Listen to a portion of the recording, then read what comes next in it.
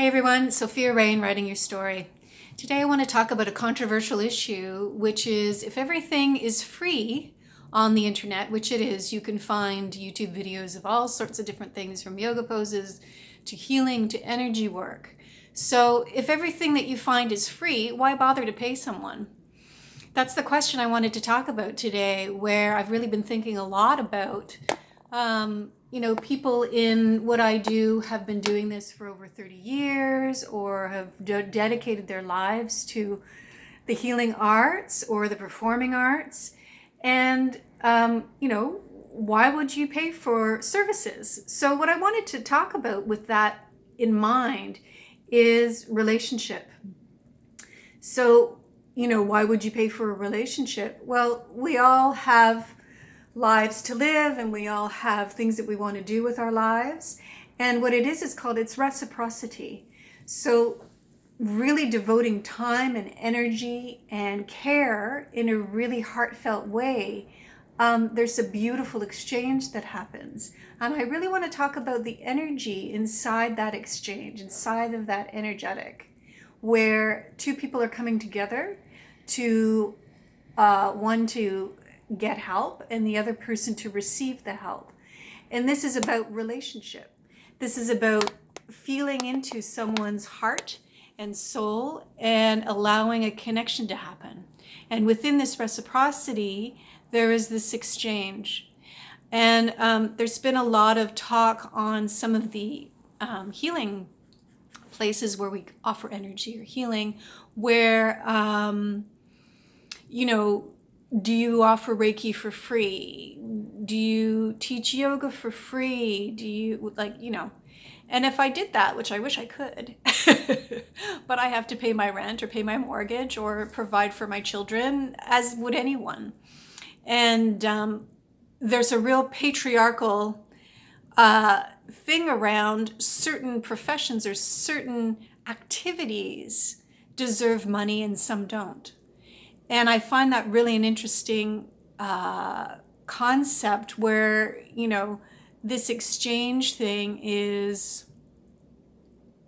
seen as unnecessary in some people's eyes, where I really felt that when I was starting in my healing journey, where I thought to myself, well, here I am lying on a table and I'm going into my younger years of being a baby or an infant and energy or things that I'm feeling. Is it not my birthright to be here? Why do I have to pay? Sorry, I'm losing a thing there. Why do I have to pay someone for my birthright? Why would I have to pay someone where it's my birthright to live and thrive and be here? Why would I have to pay for that? It's almost punitive. It sounds punitive. It's like getting a parking ticket, right? Like, here, your parking ticket, $100 for your parking ticket, and you're like, oh shit, or you're speeding and you get a parking ticket or a speeding ticket. And, all sorts of these rules and regulations, which I'm realizing it is an energetic that really puts people off, and it's put me off. I've really felt like, wow, all these like strings and rules and, how does anybody get through this? And I really want to explore that. What in right relationship do we function with each other? And that includes a yoga teacher or a healer or somebody who's offering a program, where most of us have a program. And I don't usually offer things for free. I give a lot away for free, but nobody's asking me to. I just will do it on my own accord. But when I'm in an energy of exchange, of this showing appreciation and honoring that exchange, because I have, I pay for my chiropractor, I've paid for massage, I've paid for programs, and if I've needed a scholarship or if I'm in a position where I'm struggling, there are also those programs that are offered. So I really wanted to explore that with this audience that I'm trying to cultivate and touch and reach out, where Sophia Rain writing your story, I'm a hollow bone where I can feel people's processes. I'm also a Reiki master and a yoga master. And how do we engage in that relationship with the people that we're helping and also the people that are being helped? So it's this energy of connection. And then what I'm always really curious about, is when people leave, right? Or they go home. And I've had a tendency for a long time to carry the people that I'm caring for with me, right? So I'll sometimes dream of them at night, or I'll send to them, or whatever is going on. I tend to really, really want and like deeper connections, deeper soul connections with people that I'm working with. And that there is, obviously a fee, there's a money fee and an exchange of services. So this idea of exchange and energy, and of one person receiving and the other person holding space, which would be me. I would be holding space and teaching what I have studied for over 30 years.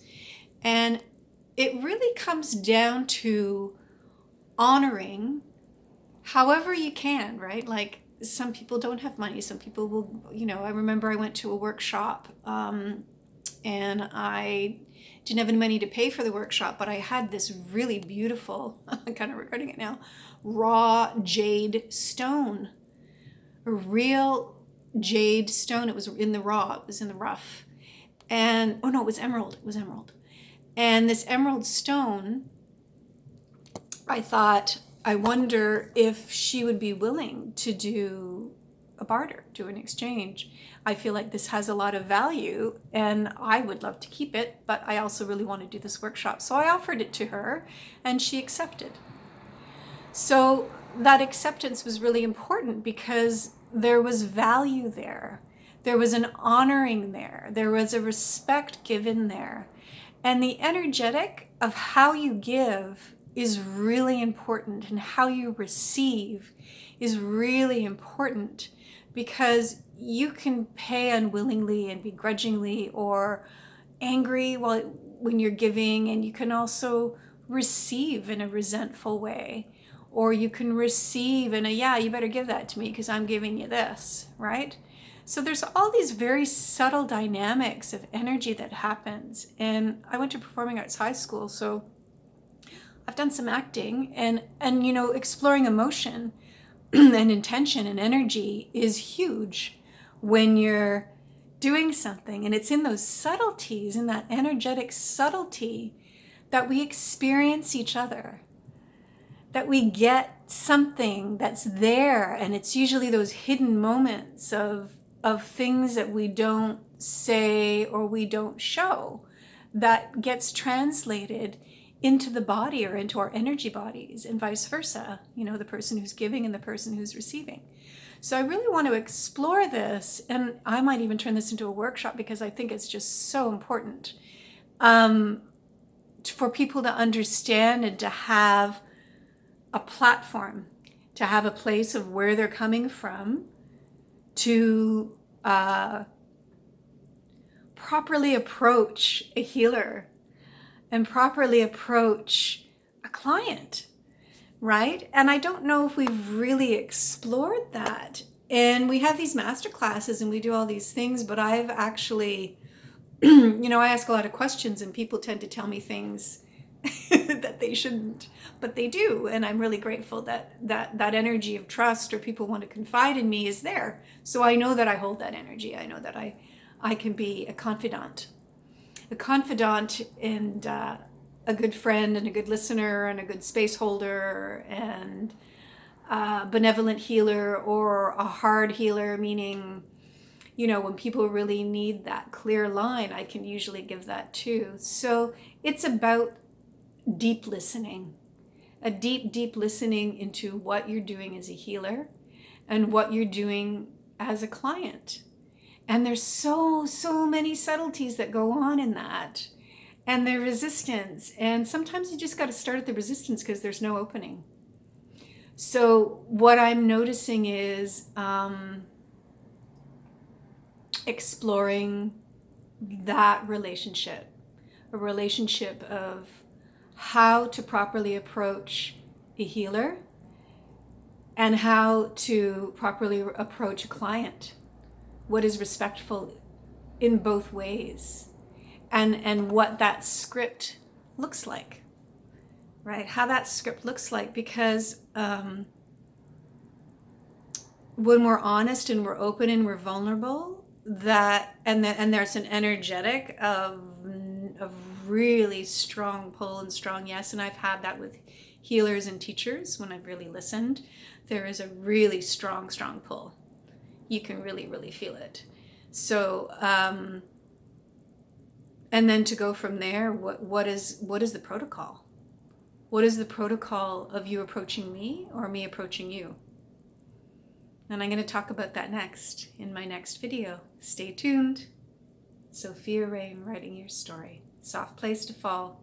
Take good care.